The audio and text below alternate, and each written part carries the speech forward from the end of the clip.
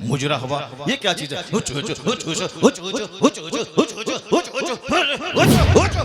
کیا ہے یہ کیا ہے؟ بس ہچڑ ہچڑ سنے اور بھاگ گئے. یہ کوئی طریقہ ہے کیا؟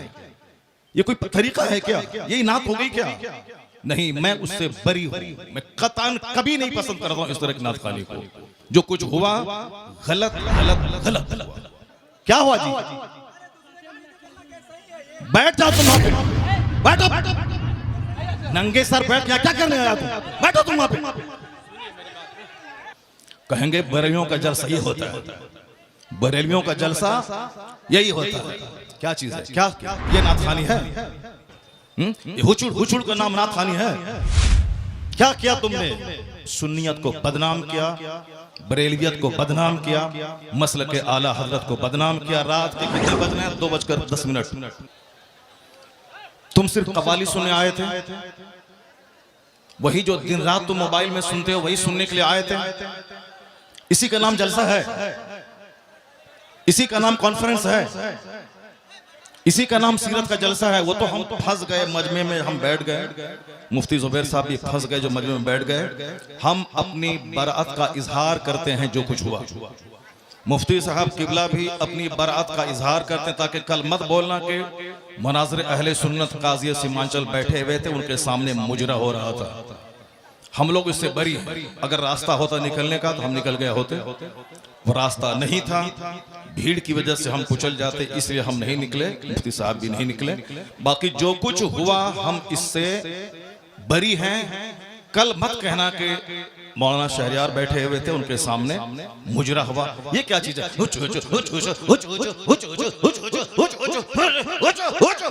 کیا ہے یہ؟ یہی نعت خوانی ہے. یہ ایکو ہٹا دو. اس کے بعد کیا؟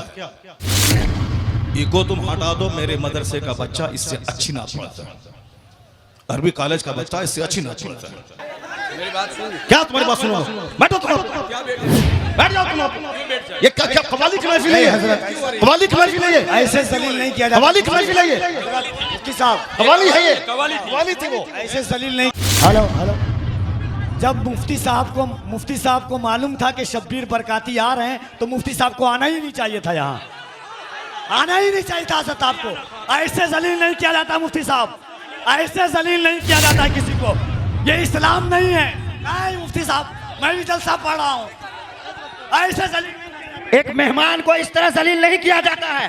یہ کوئی معاذرہ نہیں ہے. آپ جان رہے تھے کہ شبیر آ رہا ہے.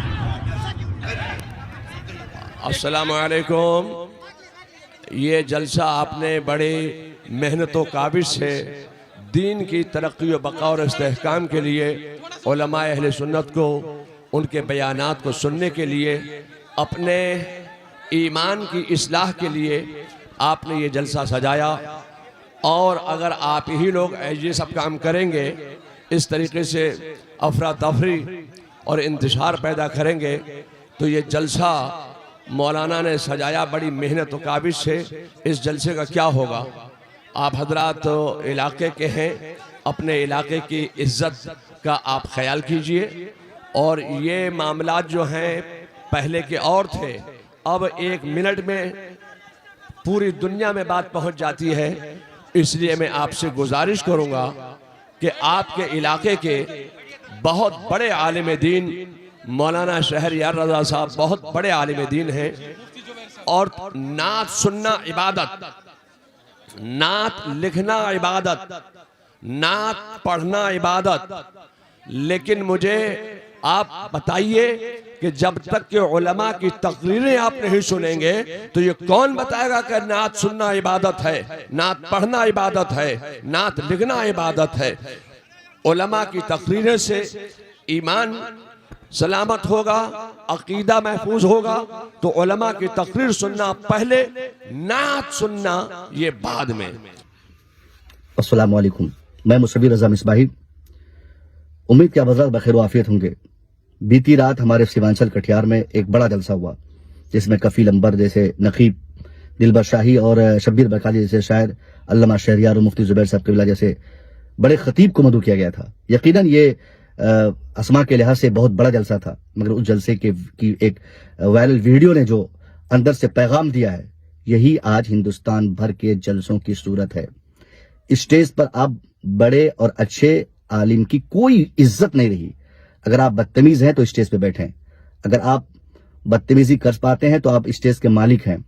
آپ بتائیے علامہ شہریار رضا قادری جو ہندوستان کے نہ صرف مشہور بلکہ مقبول ترین شخصیت ہیں, جو صرف ایک خطیب نہیں بہت اچھے اور بہترین عالم بھی ہے, ان کے رہتے ہوئے ان سے زبان لگانے کی جرت شبیر برکاتی یا ان جیسے دو چار دوگلوں کی کیوں کر ہوئی؟ کیونکہ جلسے والوں نے ان کو اس طریقے سے آزاد کر دیا, اس طرح ان کو عزت دی کہ ان لوگوں نے اسٹیج کو اپنا کھلونا سمجھ لیا, اس کو بدتمیزوں کی اماجگاہ سمجھ لیا. یہ پورے واردات کے پیچھے میں کسی شاعر یا خطیب کو ذمہ دار نہیں مانتا, میں صرف اس جلسے کے اس کمیٹی کے لوگوں کو ذمہ دار مانتا ہوں جن لوگوں نے ایسے لوگوں کو منتخب کیا. کیا ضرورت تھی صاحب؟ آپ کو مدرسے میں بچوں کو کھلانے کے پیسے نہیں ہیں, آپ کے یہاں کے تعلیمی معیار اتنے گرے ہوئے ہیں کہ وہاں سے آپ ایک بچے کو بھی فضیلت کے دستار نہیں دے پا رہے ہیں, آپ کے یہاں سے کوئی عالم نہیں تیار ہو پا رہے ہیں, اور آپ کو شاعر شبیر برکاتی چاہیے, آپ کو نقیب 25,000 کا چاہیے, آپ کو خطیب 50,000 کا چاہیے. اس سے آپ کیا پیغام دینا چاہیں گے؟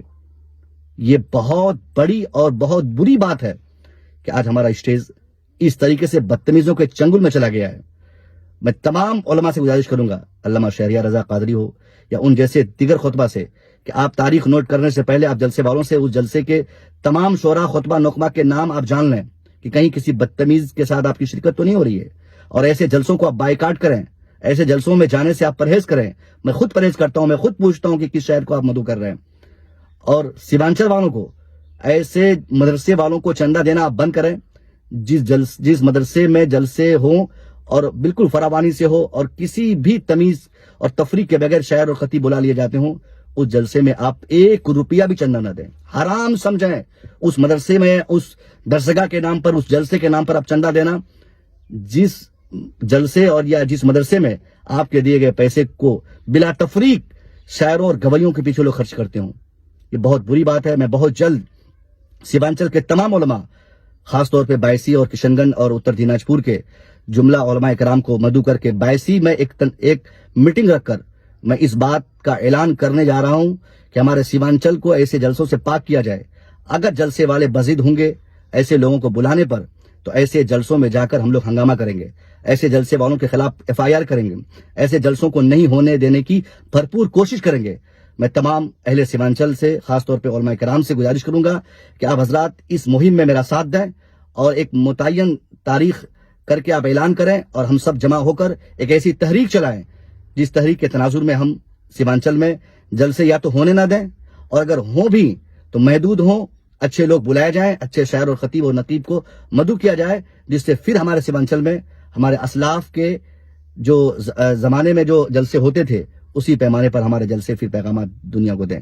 بہت افسوس آ رہا ہے مجھے, اور اس پوری ویڈیو کے ایک حصے پہ آپ غور کریں, کس طریقے سے بدتمیزی کی جا رہی ہے, کس طریقے سے ایک بڑے عالم کے ساتھ زبان لگانے کی جرت ہو رہی ہے. اور حیرت در حیرت تو اس بات پر ہے صاحب کہ سامعین میں سے بھی جو لونڈے قسم کے لوگ ہیں وہ لونڈوں کو پسند کرتے ہیں. ان لونڈوں کی بات مان کر علامہ شہریار کو بیٹھانے کی بات کی جا رہی ہے, وہ بھی مجمع عام سے. یہ کتنی شرم کی بات ہے کہ ہمارے عالموں کی عزت ابھی جلسے میں نہیں رہی.